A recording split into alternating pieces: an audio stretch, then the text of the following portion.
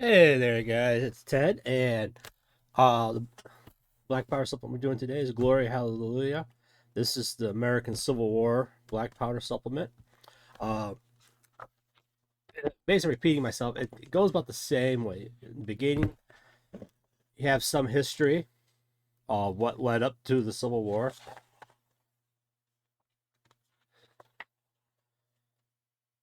Then it goes into different branches of the military: infantry, the cavalry, and artillery. Then you got the volunteer regiments. Oh, sorry, this was the regular United States military. Then you go into the volunteer regiments, all the state armies. It goes into the legions for the Confederacy, artillery for higher organizations. And what is not for both sides, organizations basically the same. Most are high ranking generals were West Point graduates and stuff, and so a lot of the military on both sides were almost exactly the same. An organization from regimental, then later when the corps were developed. Oh, both sides did about the same thing. It's just the numbers and stuff like that is a little bit different. Uh, then you got the mustering of the volunteers, the draft. Both sides had the draft too. So every time, so North had a draft, South had a draft too. Then it goes to the uniforms. For majority of the Union armies, it's sky blue pants, dark blue jacket, shell jacket, frock coat, uh, or sack coat. In the Confederacy, it's not gray. You got gray, different shades of gray, but you also have what's called butternut, which is browns and stuff like that. So you do have those variations.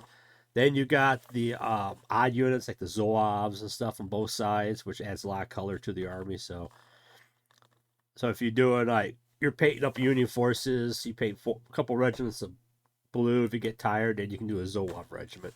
Add some red or light blue or something just to break up the colors.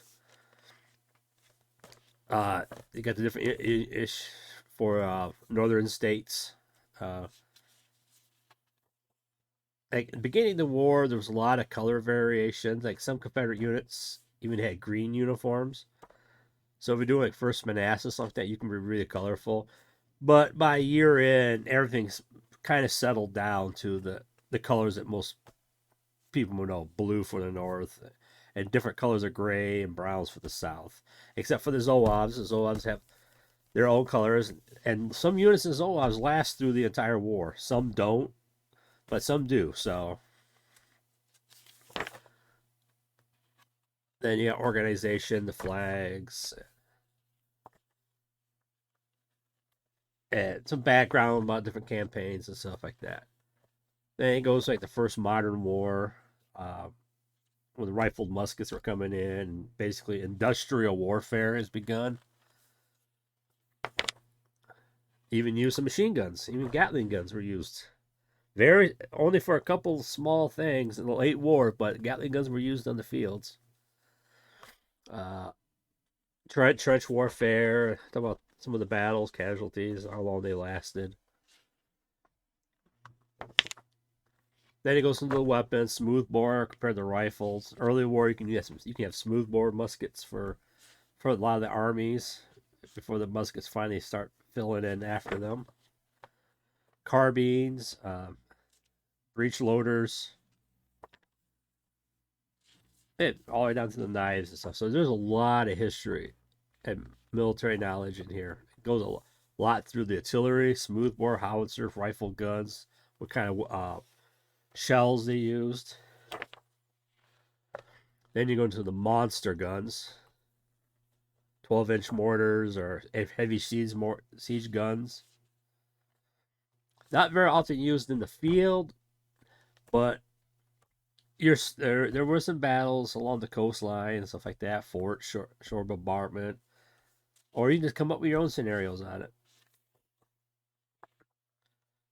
Uh, some rules, build up how to start building your armies,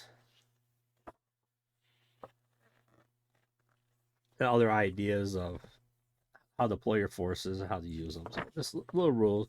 The use of the cavalry during the Civil War, artillery, counter battery, defense, offensive, and some optional rules. They added light wood, swamps, disoriented rules, cover, cornfields. So it just gives you different things. Gives you cover fire or negatives that hit and stuff. So these are optional rules that they've added. You don't have to use them, but they're here to use what you want. You can pick and choose what you want. Formations, artillery, skirmishers, optional for skirmisher rules, passage through lines. So it just gives you a lot of examples. And nice, they tell you, they also just show you what they're talking about and stuff. What happens. And it's new one about different kind of weapons because they had shotguns and it's like that. So some of the gun rifle range is still the same, but they kind of, for smoothbore rifle muskets is still basically the same in the regular book and everything like that. Breech wars, ammunition, and stuff like that. Just different abilities. Divisional commanders, snipers, how to replace commanders when they fall. Others, other special rules, Rebel Yell that you can add, and uppity, seeing the elephant, which are veteran, make them veterans. So, but it's just what you want to use that particular. If you're doing a particular regiment that was really veterans, like some of the regiments in the Stonewall Brigade, you give Rebel Yell, seeing the elephant and stuff like that. They're almost like the equivalent to guard troops. They're just really motivated and they're really tough units. But like anything else, it costs points, so they'd be more high points than a regular unit. So it's a trade-off. You get fewer guys, but they're better, or you get more. They're less elite, but you get more firepower. So it's a trade-off. And it goes over some of the more famous commanders: Grant, Sherman, Custer. Hey. Then the Confederates: Lee, Jackson. And so this is just some of the commanders. So many commanders that you could use depending on what era, what time in the Civil War you're playing, and what part of the country that you're playing in. But in the main book, they give you rules on your commanders. So if you want to do like Sheridan and 64 in the Shenandoah, you can give some special rules depending on what you want to do, what battles you want to play. Got Jackson, Bragg, Longstreet.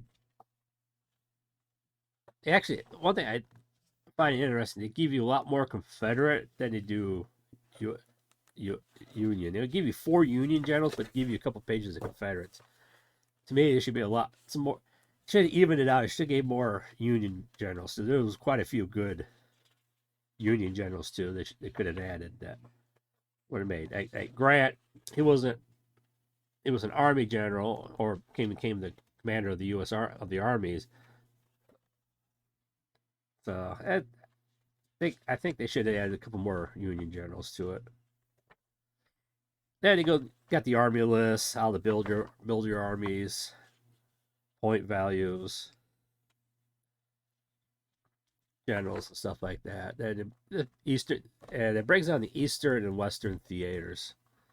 So you got how to build armies of the Eastern theater, cavalry for the Union, and they got the Confederates for Eastern theater.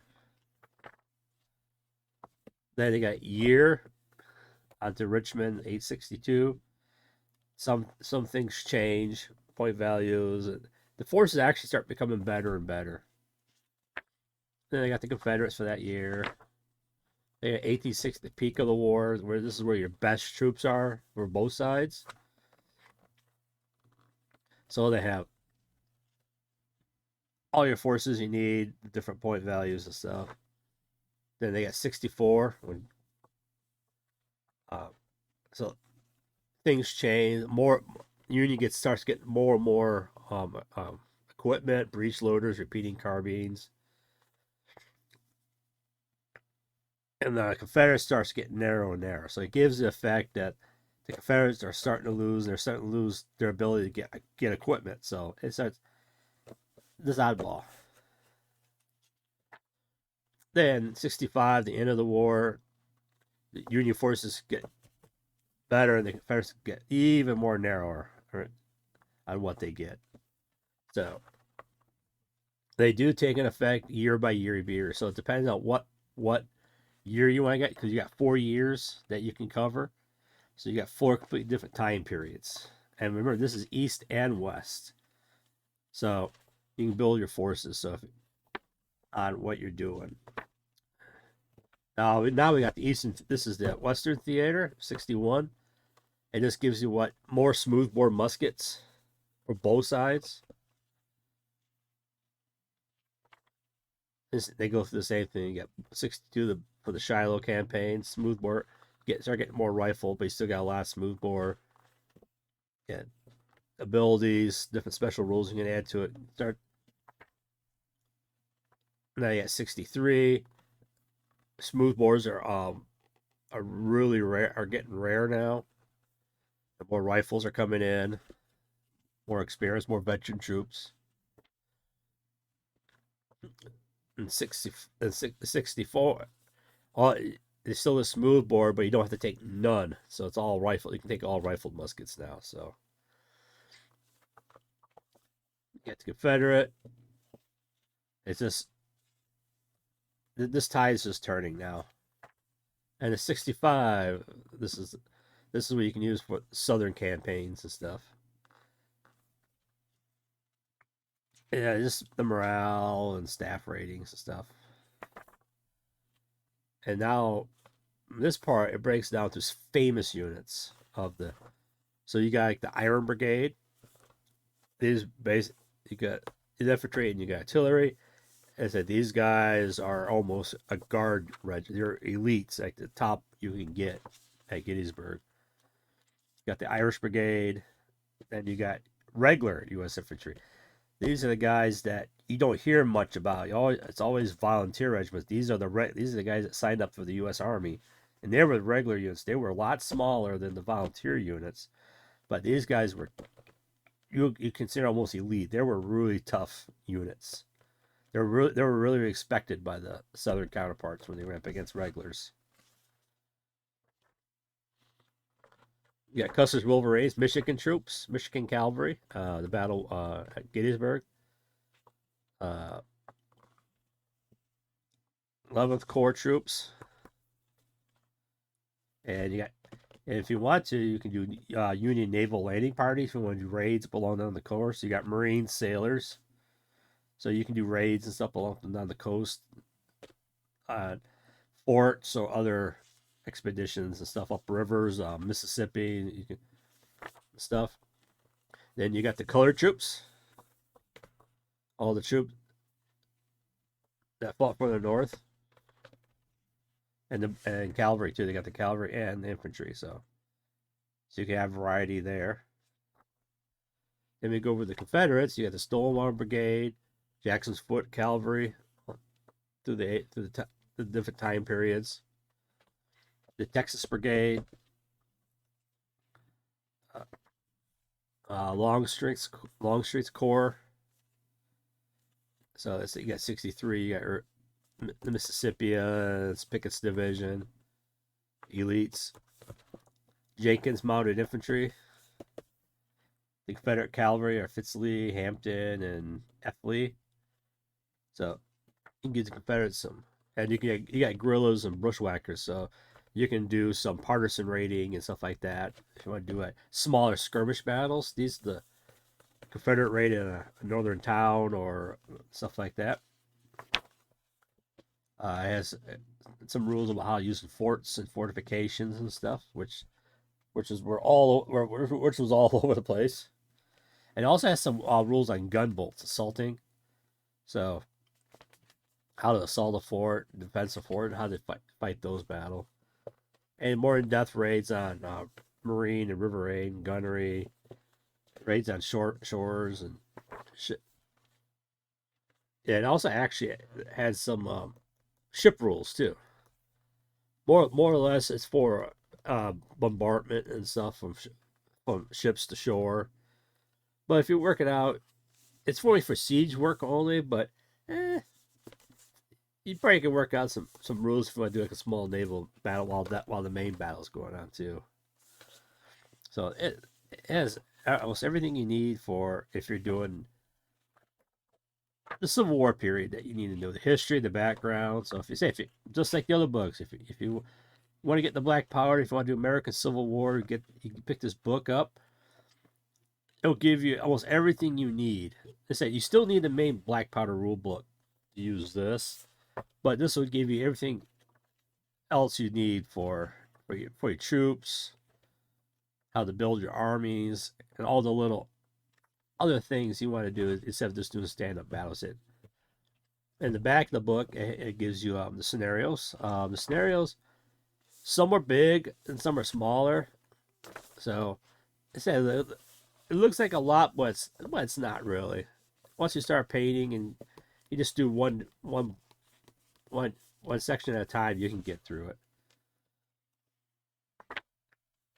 But you got fort battles,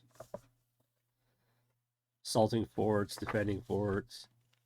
It actually has some gameplay in here too, so it has a little mixture of everything because you got some infantry, you got some cavalry. Salem's Creek. But yeah, but a lot of battles are the ones that list the book are nice, big, spectacular ones. But like I said, anything you can go down and make it as small or large as you want. So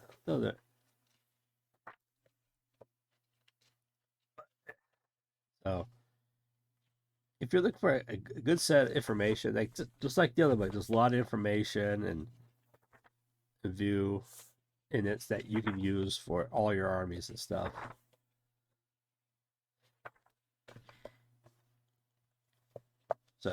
So all you need to do is just buy like a box, paint it up, get another box.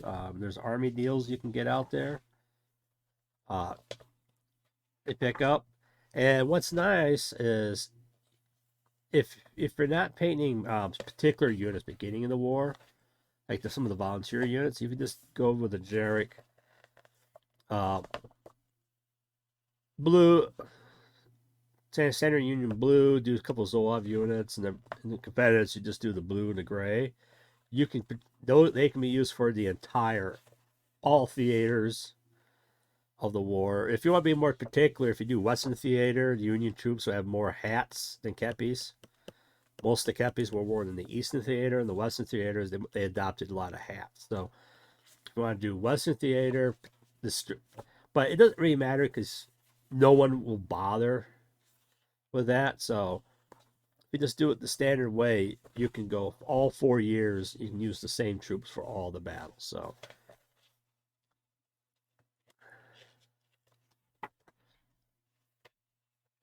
that like some of the Zolovs, some units stayed the whole. Some units just kept it, but other ones by 63 the Zolovs were gone. Uniforms wore out. The units were decimated, reformed as regular troops, regular infantry. But besides that, it has a rundown in the back here of different movies. So if you're interested in Civil War, gives a listing of some good movies. Glory, about the 54th Massachusetts Colored Troops. That was a real Gettysburg. It's a long movie, but it's a very good movie. Just don't look at Longstreet Spear too much. You don't like that. But there's a lot of horse soldiers. It's not uniforms are not accurate, but it's still based on a historical raid. But it's still a fun. It's John Wayne. It's still a fun movie. Outlaws Josie Wales, really good one. So it runs out a good set of movies while I watch. Red Badge of Courage, 1951, Audie Murphy. That's a good one. Then it has some biographies of books. Ospreys, of course. So if you good book, Don Choriani's. If you find any Don Choriani's, I'm sorry, I'm butchering that last name, but he's a painter. He's got a couple books out in Civil War, and these are gorgeous paintings. I have some of his Napoleonics. I have a couple of his Civil War. These are beautiful books, and they really good a detailed look at uniforms and stuff. So they're good. It's any of the Osprey books are good too. So in the back, they run most of the book is 28 millimeter tubes, but the back they give you 15. So they say if 28s is just too much for you, you do 15s. Uh, you can do very large battles because I run 15 millimeter for my Civil War, but you can run very big battles with a 15 millimeter. But if you want to do, you got room, you want to do 28, you can do 28. So it doesn't matter what you use. I mean, people use 6 millimeter. I even seen 2 millimeter size for it, but that's more core level. I just like the look of it and everything. And back it has a summary of all the special rules that's used for the Civil War ones and stuff. But it doesn't. But if you find some rules in this book that you like, especially for wood or something, if you want to use for another period, you can just use those rules for that period too. So that's what's nice about these black powder systems. All these rules can be interchanged with each other. So if you find one rule in one book you like, it's not another one, you can flip it right over, you're good to go. There's nothing preventing because the rules just give you a basic line. You can just swap out whatever you want. So that's it. It's a very good book. There's a lot to it. It's another thick book, but it covers a lot. Plus, especially if you're coming from a different period like Napoleonics or something to the American Civil War, the linear combat's still there, but there's a lot of different tactics that were used and stuff like that. It's just a different way of fighting compared to other. Uh, and it doesn't seem like it can be colorful, but if you do the right paint jobs and stuff, you can make a very colorful army on the field. So I hope this can help you. Uh, just get more gaming out there, get more miniatures going, get some painted armies on the field. And until later, guys, have a good day.